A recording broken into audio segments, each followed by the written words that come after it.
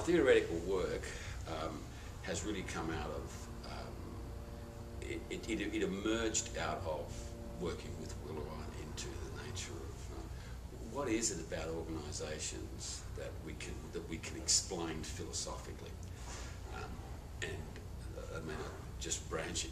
I mean, I suppose eclecticism of Dewey, kind of, and the pragmatism, kind of really appealed to me, coming out of more classical kind of earlier philosophical work.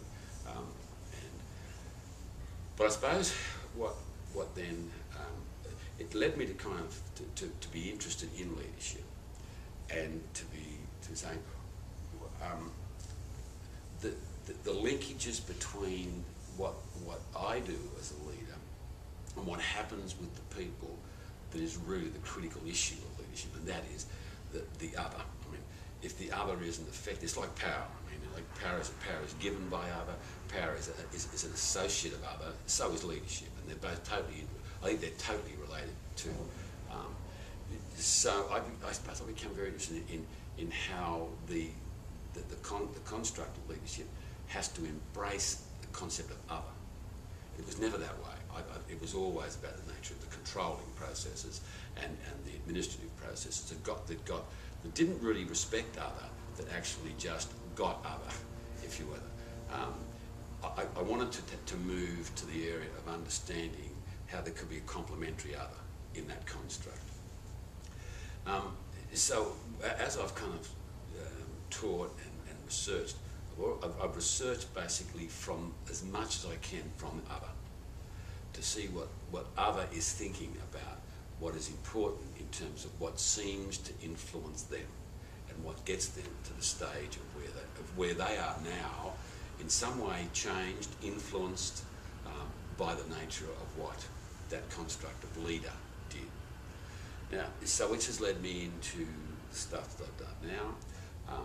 Well, I've done other stuff, but particularly the LTLL stuff, which is leaders transforming learners and learning.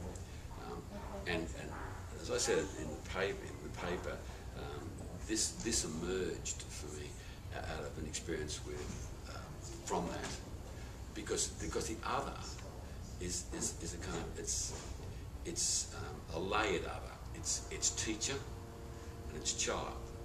I'm very dismissive of community, because to me, child brings parents actually come together, but they come together with a very strong self-interest of child. It's rare when you get them genuinely interested in, if you want, the interest of collective. That's another interview. But what is real collectivity, and when it happens, how you deal with that. So I'm trying to deal with what that other, teacher and child, thinks or is influenced by this construct of leadership. And relevant to last night's paper,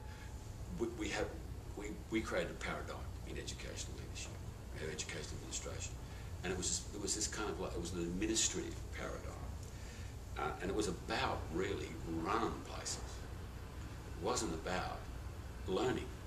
It didn't have as its prime purpose the idea of how you basically grow learning in other, both at a mature level and at a level. So that's where I've kind of, that's this next research, well, I suppose the research we're in now. Do we make any difference in terms of what we think growth in other is in terms of learning? Do we make any difference by the way we lead? And does what we do as leaders, in any way, impact, and how does it impact in terms of the nature of what schools and what the others do? And that is, that's not a followership construct, because it could even be shared leadership, it could be a team. But if I'm talking about that, I'm saying, what does what the team do impact upon those that they would like to influence? Because it is an influential, it's a process of influence. So how do we measure that? So the LTLL, that project, is an attempt to try and see what is it that people do that seems to actually grow others and impact on that level, and then at the level of the child, at the student.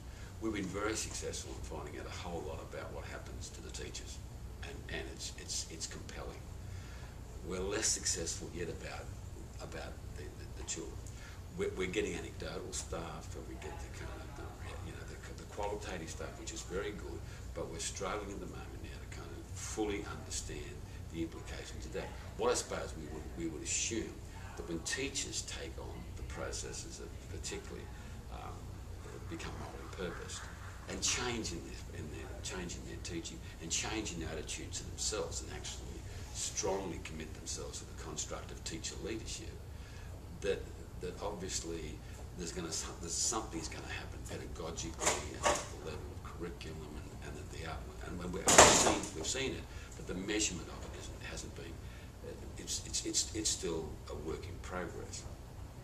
But the real encouragement would be at the level of the teachers in terms of how they've actually the process works. And what we've found, guys, is because if you thought that when you're in this project, and the idea of this project was to get people to actually interrogate their school on the basis of a conceptual model, which said values at the heart of the process. What do you think about learning? What do you think about leadership and how that's processed? And then to actually profile this school on the basis of this. Then to have that discussion, and then to kind of come up and simply say, what do you think the things are that you'd like to try and achieve? But then to force them back, and this is kind of a push and pull exercise, but the challenge and say, but is that really the problem? What is the real issue here? To try and get it back into a real, genuine moral purpose. And then to kind of, to watch how this actually takes place amongst it. And you say, well, did all the schools in your research project and your subsequent model work? No, and that's what really kind of looks so interesting. Some didn't. Because some of the leaders looked as if they were fulfilling some of the really other interesting models, like transformational, instructional leadership. They were dynamic, they were charismatic, they were all of those things. But even that quicksand of charisma, developing cult, became obvious to us. Like, people following them around, but not really kind of critiquing, reflecting, and kind of owning the process.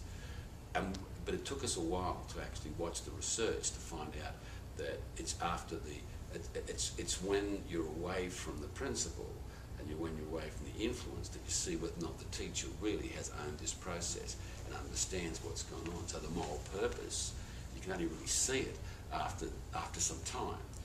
And when you kind of get some of our schools in the research project, you didn't see anything significant about it. But they did when we were doing it, and all the research was saying that, so we're thinking, gee, out of 13 schools, this is looking great. But at the end, we probably had 7 that were genuinely changed. And the staff, and those staff basically have actually have taken on the ownership of the processes. Clear examples, and they would articulate the nature of moral purpose now, which was not in their lexicon before they started, and also the sense of ownership being reflected in their own teacher leadership. Teachers as genuine leaders, but when you really unpack that, if they haven't articulated at some stage why this particular thing is important to them, deep in terms of their valuing processes, which then cause them to own something different to just the activity of the initiative, because they'll always have some form of initiatives that actually need change.